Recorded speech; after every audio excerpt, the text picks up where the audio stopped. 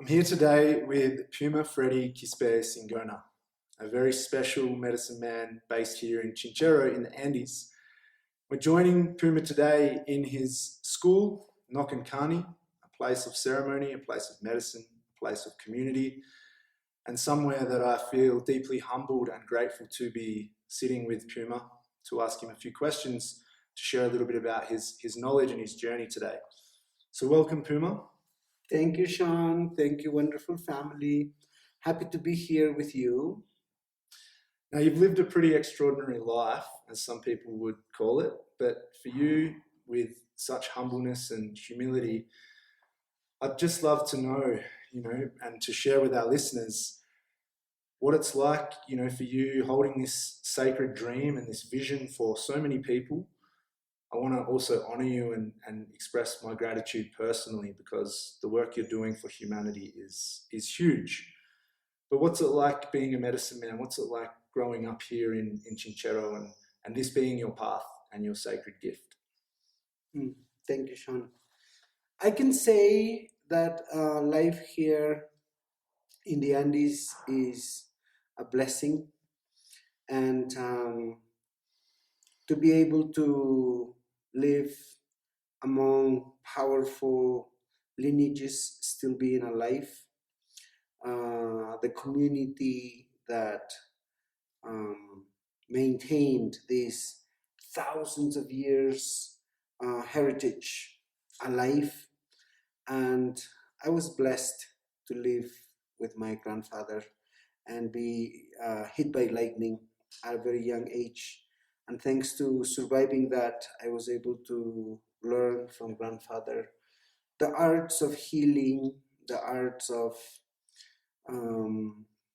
traveling in the spirit realms, connecting with Pachamama, being in communion with powerful ancestral spirits, connecting with our star lineage. We're children of the sun. So we have this belief that we all come from the sun that never rises, neither sets. And it was awesome. It was wonderful for me to learn ceremonies, rituals from my grandfather. It started so young that for me it was like playing. It was all very natural. I was privileged to still be in touch with a living tradition that within Chinchero, many grandfathers were passing, were transitioning without teaching, without transmitting the lineage that they carried. Back in the 80s, 90s, we still had a very strong presence of these powerful traditions. And grandfather got to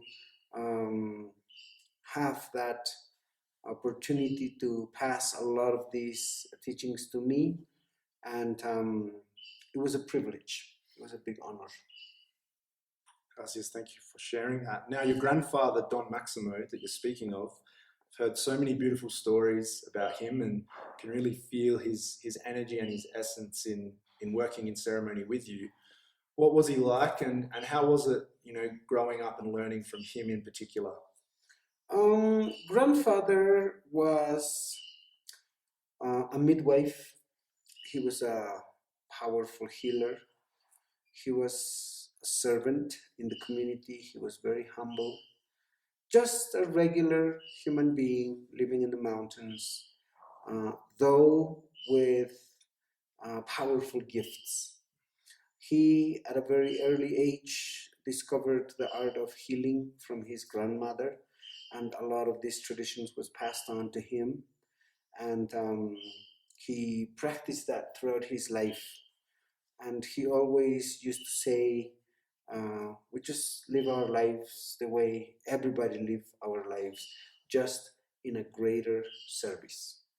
In a greater service because he maintained himself conscious, he maintained himself awake.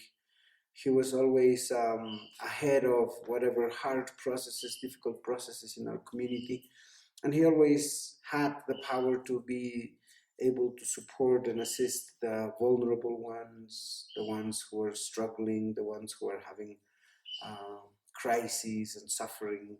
whether emotionally, psychologically, physically. Everything he had learned that was passed on generation after generation for thousands of years. It was the best secrets, the best ways to support brothers and sisters in those processes. He was never really so much of a big presence in the community, except for his service. Everybody respected him and loved him here in our village for saving lives, for healing people, for birthing, these generations that are arriving. As a midwife, he was always called, he was always needed in the community, but he was always very humble. And this is one of the most important high frequencies of our practice. We are on global planetary healing processes.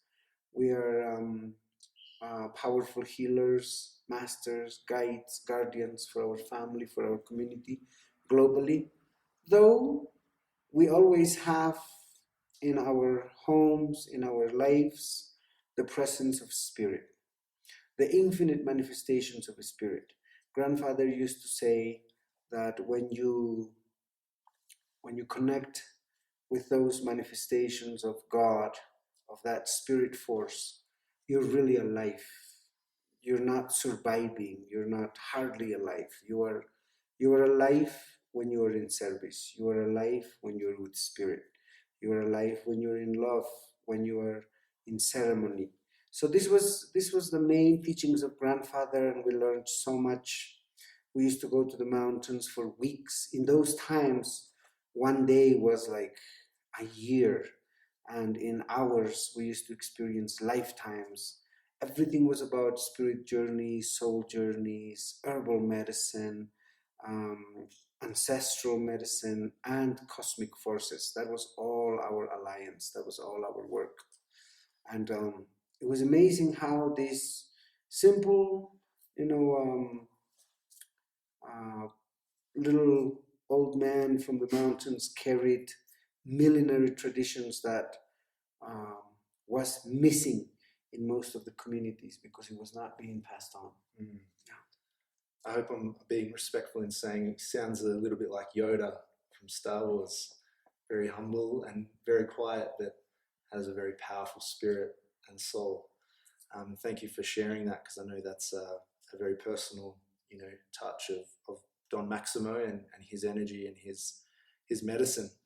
So obviously, being on that path of a medicine man in the West, the name shaman gets thrown around, but really here in the Andes, you're a paku. Am I correct? And can you explain, what is a paku and what is that role within the community and ultimately within humanity as well?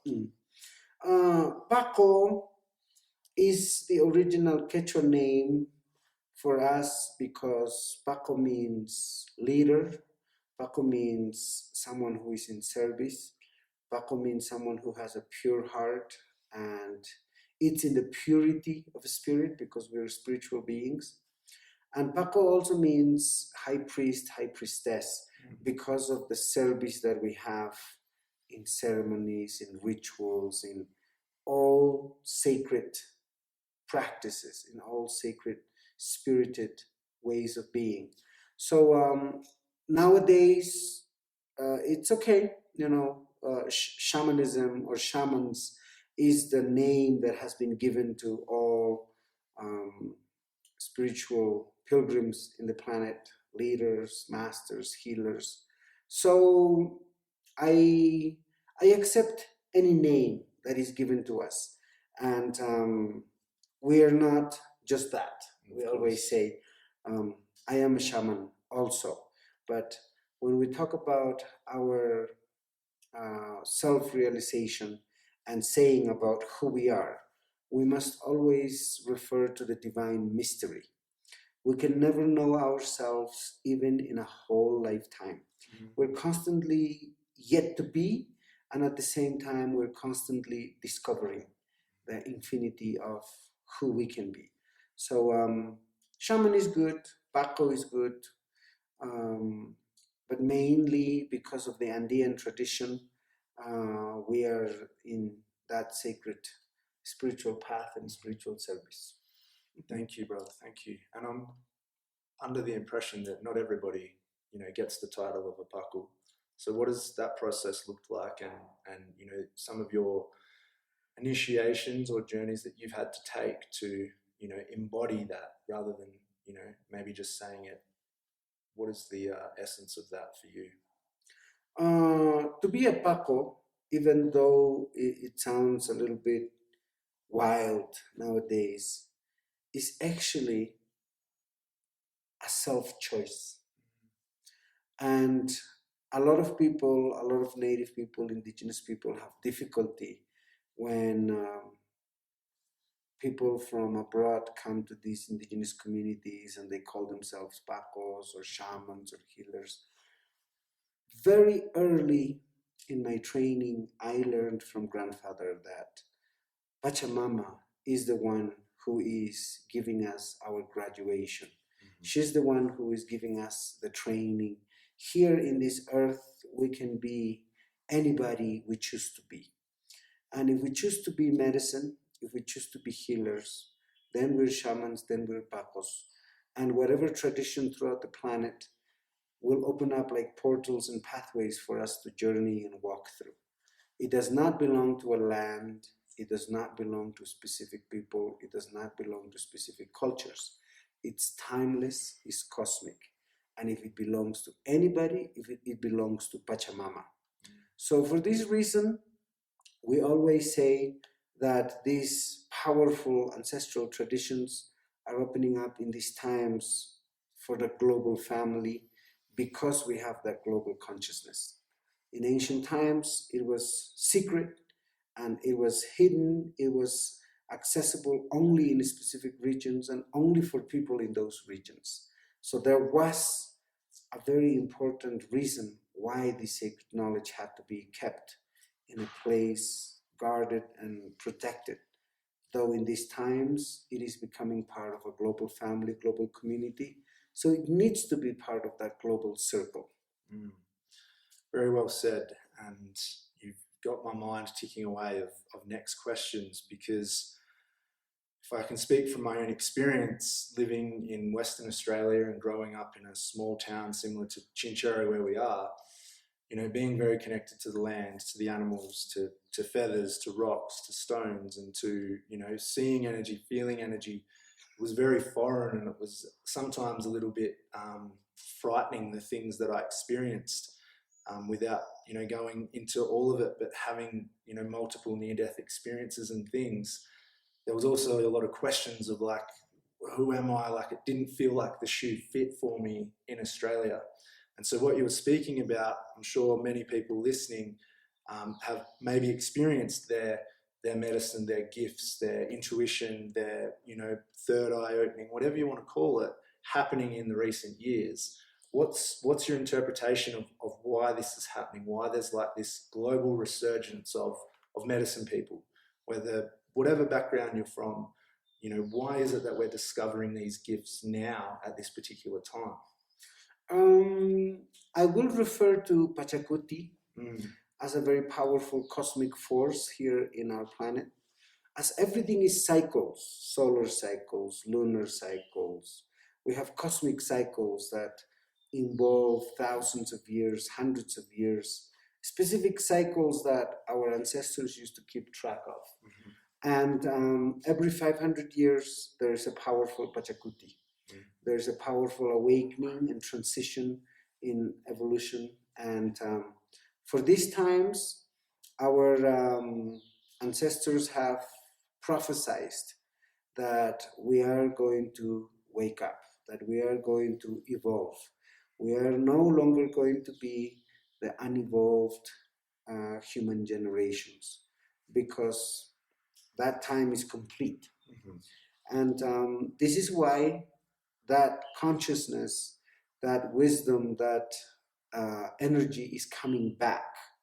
And when I say coming back, it is not in ourselves. What I want to share, according to the sacred wisdom we have, is it was always within you. For the sake of living here on Mother Earth, every secret coding of this planet is encoded in your DNA, in your genes. You have a connection, all of you, to very powerful ancestral lines in any part of the planet. Therefore, that ancestral knowledge and ancestral wisdom lives within you. It only needs to wake up in these times, because these are the times for it to be activated. These are the times when we need global level healers. This is when we need global leaders and guides. This is when we need powerful assistance and support in the collective global processes we have. So whether we feel ready or not, we are living in the times when we almost have no choice but to wake up and be part of this powerful Pachacuti. This Pachacuti means a new humanity in our planet, a new consciousness. The process is not immediate. The process takes many generations. The beauty of our presence here right now, though, is we are the generation that witness. We are the generation that welcome. We are the ones who are present when the Pachacuti arrives. So those of us who choose to wake up and evolve at accelerated levels, awesome. And those we don't, also awesome, because we don't have to live in a specific way. We just need to be honored and privileged for being here in these times. We are powerful guardians.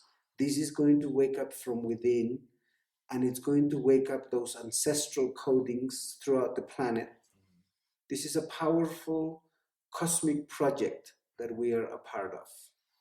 Yes, amazing. Thank you for sharing that. You mentioned the information or the wisdom or maybe the blueprint for this new humanity being encoded in our DNA. Now, obviously these sacred plant medicines that you work with here in the Andes, Wachuma, ayahuasca, and the plant kingdom that is very much online right now. Why is it that these medicines in particular are so essential, or they're finding their way to the far corners of the globe? They're no longer just isolated in South America. What role do you believe ayahuasca and Wachuma and these sacred allies are playing in this global awakening? First, I want to say that these are master plants. They're timeless spirits. They come from the cosmos and they live here in the earth through these powerful master plants. They're conscious, they're intelligent, and they're very powerful. We are privileged to have them as part of our lives, as part of our living traditions and cultures still, with ayahuasca in the Amazon and with San Pedro throughout the coastal north, not even the mountains. It was more towards the coast in those pre-Incan temples all the way up to Ecuador area, which is also where we have the best varieties of San Pedro and Wachuma that I was very happy to hear. It grows in Australia and it loves to grow there and in California. And then there's other varieties that are being taken to different parts of the planet in Europe that is also starting to love that land. They're conscious, they're intelligent plants. They will go to any part of the planet where they need, where they would like to support and assist the awakening and these accelerated healing processes.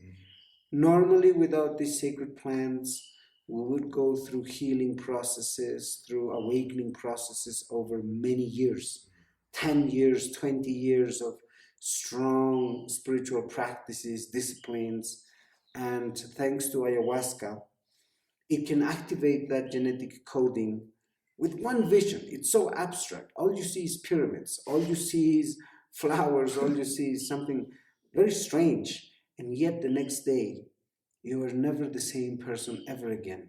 In one overnight, you were able to achieve what normally was taking many years. And that's how miraculous and magical these plants are. We believe Wachuma in a specific process, because Wachuma likes to take its process. It can change your genetic coding, and therefore it can heal whatever illnesses. Ayahuasca resets your genetic coding and starts generating brain cells, new brain cells. Therefore, it has the power to give you a completely new personality, a new being. So, because this is necessary throughout the planet, these master plants are arriving in the way that are arriving in different parts of the world. And unfortunately, because of the, I will say, lineage that backs you up, and it's an ancestral lineage, because of the wisdom and the sacred knowledge that's still alive in a lot of these communities and sacred lands where these plants are native.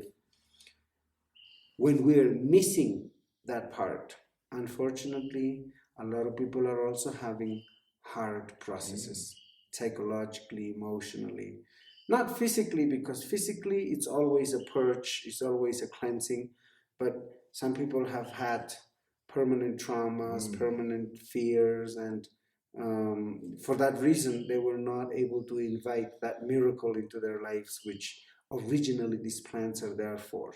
So I always encourage for a powerful ancestral lineage to back up the medicine practice, and for my brothers and sisters to return to those masters who are keeping it alive and receive from them the blessings, but most importantly, the teachings and the traditions of how to work with these master plants, because it is highly miraculous, it is very powerful, therefore also involves big integrity, respect, and love. Yes. Yeah, and so Puma, something that's very important in that space then is making sure that who you're sitting the medicine with, do your own research per se, and know that you're going to be held safely and with the right, integrity from the facilitators. Something that obviously happens here so beautifully in this space is, the powerful facilitators and the beautiful, container that's held, where you just feel so safe and so much love, and you really can allow the medicine to do its thing. But an important part of that is the Icaros. So why the Icaros, or the medicine songs, so important in ceremony? Actually, the Icaros are powerful portals. They are powerful spirit allies we call when we're in ceremony. And while they don't have a language coding, I will say, they have a spirit code. They have an energy vibration code. So you can sing in English, you can sing in Spanish, you can sing in Shipibo, you can sing in Quechua. What the feeling, what the intent, what the vision is as you're singing the Icaros is the essence of the medicine. With these powerful Icaros, we're able to produce magic, we're able to produce miracles for family and community. Some Icaros are for close-up healing work, some Icaros are for long-distance healing work, some Icaros are for working on your physical body, some Icaros are for working on your life path and soul mission and life purpose. So you can see they're very important elements, like when you have a smudge to bless a sacred space, you need incense, you need Palo Santo, you need at least the ash, you need the fire. Icaros are those elements that become a part of a greater ceremony that is happening cosmically. And it's very important to learn the essence of these powerful Icaros from the original masters, because when we are missing that, often the ceremony is open. Unconsciously, when you're not working consciously with the oracles or with the Icaros, unconsciously you could be calling in hard processes, heavy energies. So for this reason, it's very important to be really aware where these powerful Icaros are coming from. They come from the frequency of the medicine. They're downloaded from the cosmos, and they're also received as offerings from Pachamama. They're the only ones who are giving these Icaros first to you. And about what you just said, who you drink the medicine with, I would like to clarify this. It is not about the shaman. For me, I will always say, anybody who wants to work with these master plants, you need to have the intention that your connection will be directly with the spirit of the medicine. The medicine man or medicine woman there with you, facilitating that process, is a guardian. Sometimes a guide, but most importantly, a powerful protector, to make sure that you are in that sacred space and safe space for these miracles to arrive. When it's not safe, there are many heavy energies that want to sabotage that process, and it becomes unsafe. Not because the shaman is not good, because you did not focus on connecting with the spirit directly. Beautiful. Thank you.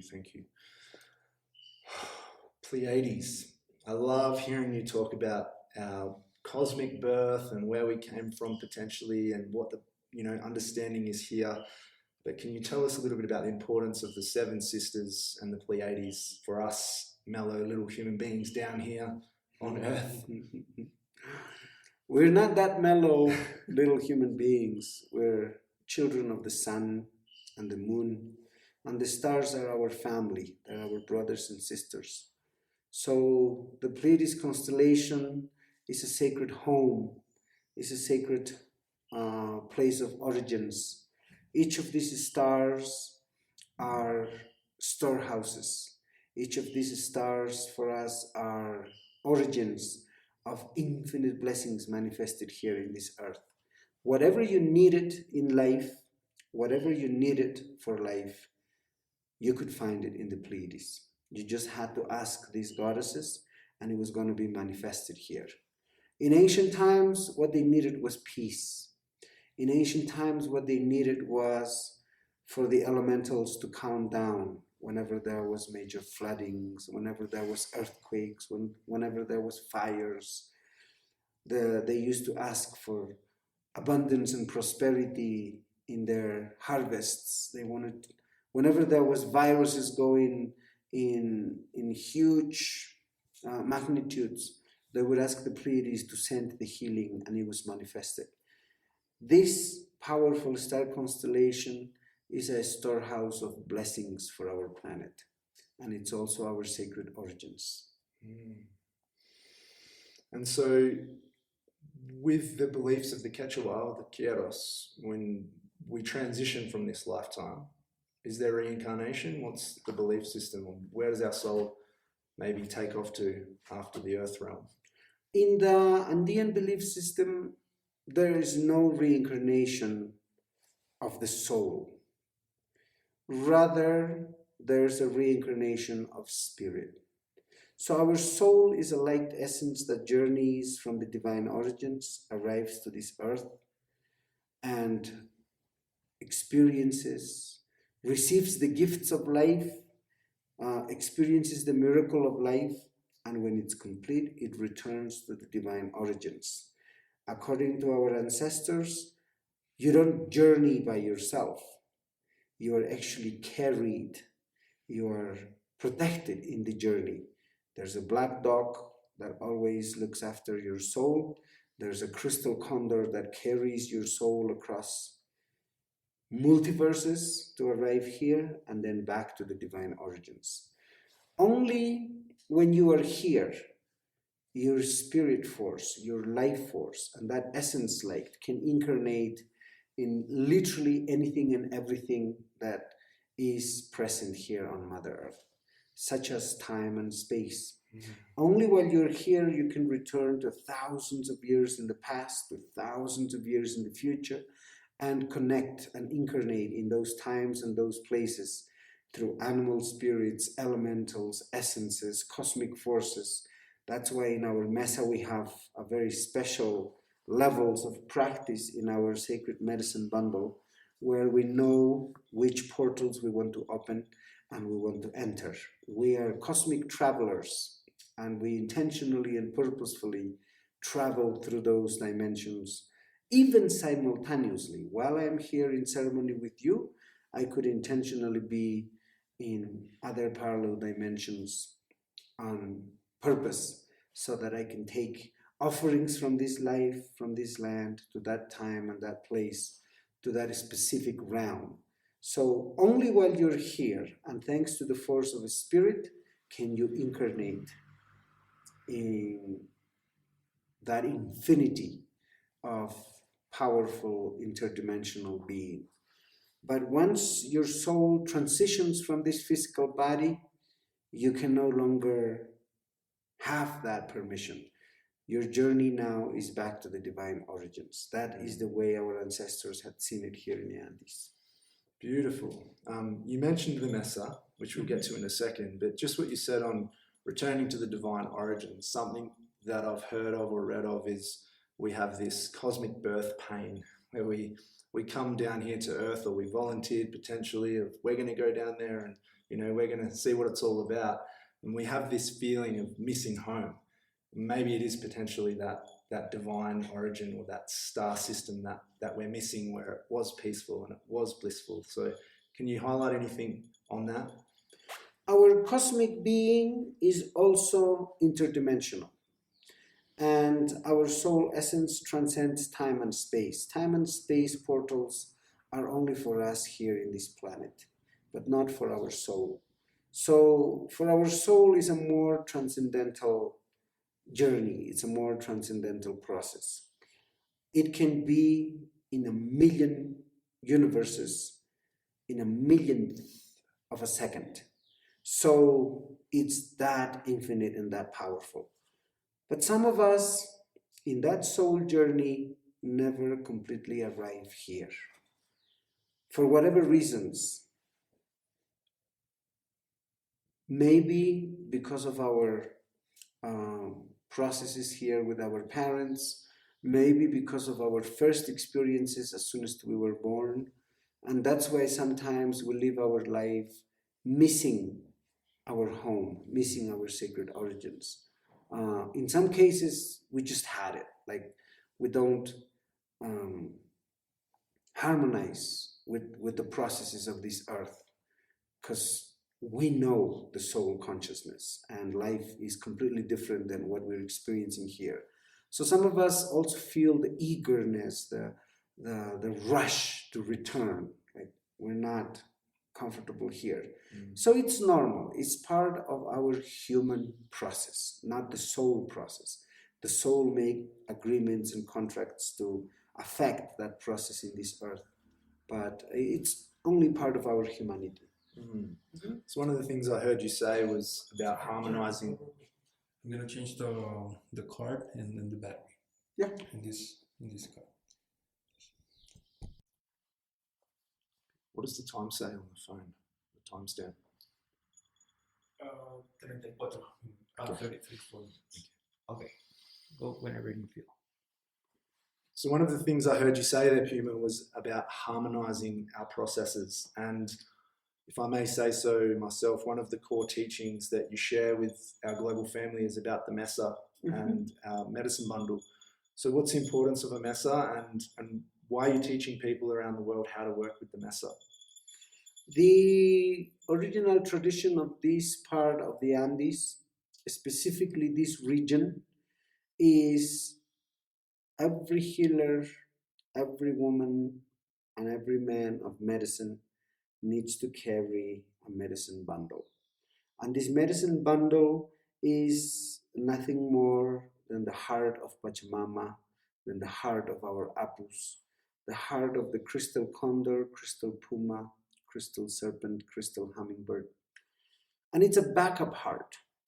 Apparently, as a healer, you can only take on so much until it starts affecting you.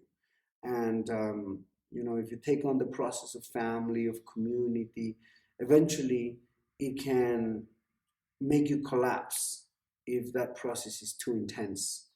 But when you have a mesa, which is a backup heart, this is a heart of Pachamama, this is a heart of the mountain spirits that can take on anything. You could take on the processes of the whole global family, planetary family, and you'll still be awesome. You'll still be cool. For this reason, we have a backup heart as a medicine bundle. And when it's open, is your personal altar. I must say, our ancestors were very clever. They were geniuses to actually have even conceived a personal altar, because life is about living in altars for us. Why? Because every second of our lives is sacred and it's divine, it's blessed. And we are living in the altar of our homes, we are living in the altar of our communities, we are living in the altar of this physical temple. And while those altars belonged to Mother Earth, while those altars belonged to life, they actually thought you need to have an altar that is only for you. And there was a personal altar. Not only it was a personal altar for you and for you only, it was an altar you could carry wherever you went. So there was no excuse, oh, I need to arrive to the altar to be in ceremony. You could open your altar anywhere and be in ceremony ever, always. And you could always call anybody who you believed to be sacred and divine, to be in sacred alliance with. So this sacred altar is for powerful communion, is for powerful spiritual communion, is for you to have spirit in the center of life. So this is a tradition of this part of the Andes. And then there's a tradition of the great mesa, or the northern altars, which are much bigger, of the Guachumeros, the carriers of San Pedro. They have giant mesas. We have all of those traditions. Or the ayahuasqueros, whose altar is two crystals hanging in a pouch or in the pocket, secret that nobody sees, and that's their sacred altar. So it's different the way our ancestors have conceived these powerful altars. Though what we believe is, when you are in front of this personal altar, you are connected with anybody throughout the planet who is also in front of an altar, regardless of the belief system, spiritual practices, religions that they have. An altar is still an altar. So for that reason, you're still in powerful communion. I love that. And I love the notion of make life a ceremony. And something that I've noticed in Australia in the last year or two is just the number of people that are now setting up their own personal altar in their home, in their studio, in their living room. Even friends of mine that I know years ago, would never have thought they'd have a table in their living room with crystals and Palo Santo and incense and things. So it really is a consciousness that is spreading, and it's exciting. With that being said, something that I'm really excited about, or I love hearing this, is around the rainbow prophecy and around the rainbow races. And if you visit Peru, you'll see so much color, so much rainbow, different color, different textiles, different patterns that are all a tapestry trying to tell a story. But in that little spiel there, Puma, you spoke about when you're sitting at an altar in your home, you're connected to all these people around the world, different cultures, different races, different creeds, different beliefs. Is this what we're moving towards? Is this the new humanity, where it is about all people coming together, regardless of race and culture? What's your understanding of this rainbow idea, this rainbow prophecy? For us, this was always where we were. We were always connected. We were always part of a rainbow family of living light, of cosmic light. For us, it's like when this cosmic light arrives to the earth, it goes through a portal where it becomes the 7 rays of the rainbow. And each ray arrives to different parts of our planet. And in each part of our planet becomes unique as the colors of the rays of the rainbow. One of those rays is here in the Andes, and the other rays are in different parts of our planet. Whenever we connect with one ray, we may not know all the other 6 rays, but we are connected to the original light. That's why they all carry a powerful essence. While they can be unique and different, they also all are, in essence, that original light. So we are that rainbow family, and we are that rainbow culture. Here in the part of the Andes, we connect to only one of those rays. The rest of the rays we need to connect with as we travel throughout the planet, as we connect with powerful medicine carriers and lineage carriers throughout the planet. It is not what we're moving towards. We have always been in it. We're only becoming conscious of it and awakening to the magic and reality of it. Amazing, awesome, as you say. And again, it gets me thinking of 7 colors of the rainbow, 7 Pleiades, 7 chakras, 7 sacred seals. Where's this symbology of 7 come from? Can you shine any light on that? In the Andean tradition, 7 is kanchis, and kanchis means we are. Kanchis is absolute point of equilibrium and absolute balance. So the alchemy and the miracle and the magic of 7 in the Andes is what brings balance, is what brings communion. So that is what for us represents this sacred 7. Beautiful. An amazing little segue, because I wanted to speak about balance and harmony. Because if we look at the media, if we look at the news, if we get fed from that machine, we see destruction, we see chaos, we see disorder, we see fighting, we see war. But really, as an individual, what we can be doing to contribute to the greater whole is finding balance and harmony within ourselves. So what does that look like? What is somebody sitting at home in Australia or Canada or France or wherever, if they're hearing this podcast, what can they be doing to ensure they're finding balance, they're finding harmony, and ultimately they're coming back to right relationship with self, with others, and with Pachamama? To all my brothers and sisters throughout the planet, I would say, remember who you are. You are a child of Pachamama. You are a child of the light. You are a child of the sun. So becoming conscious of that light is the first step. As soon as you become conscious and you say, I am Pachamama's child, I am the suns and the moons and the stars' light, that already will be a powerful self-realization. Remember why you are here. You are here to be in service. You are here to be in ceremony. But most importantly, you are here to be in love. Apparently, one of the most powerful soul contracts that we need to have before arriving to this life is to experience love in all of its powerful dimensions. And you are here, in many cases, for many of us, only to fall in love, be in love, love unconditionally, to give and receive love constantly. Only. And everything else was complementary. You could or not do that complementary part of your mission.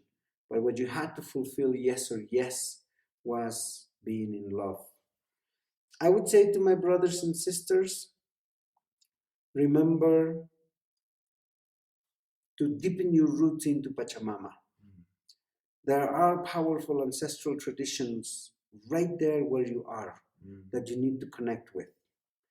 And those ancestral spirits, knowledge are waiting for you to open up your whole being so that you can receive that knowledge and wisdom and be of best service to your family and your community where you are. That ancestral spirit force is not only here in the Andes, it's not only in some ancient temples in different parts of the planet. it's right downtown in the very big cities of our planet, because those are cellular clusters of cosmic forces. There's a reason why those cities are there. In the center of downtown, any city in the planet, there is a vortex. And there's a presence of powerful ancestral forces to connect with.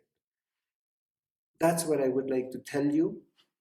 The second you open yourself, your heart, to these powerful ancestral forces, powerful magical journeys in your sacred spiritual path will begin.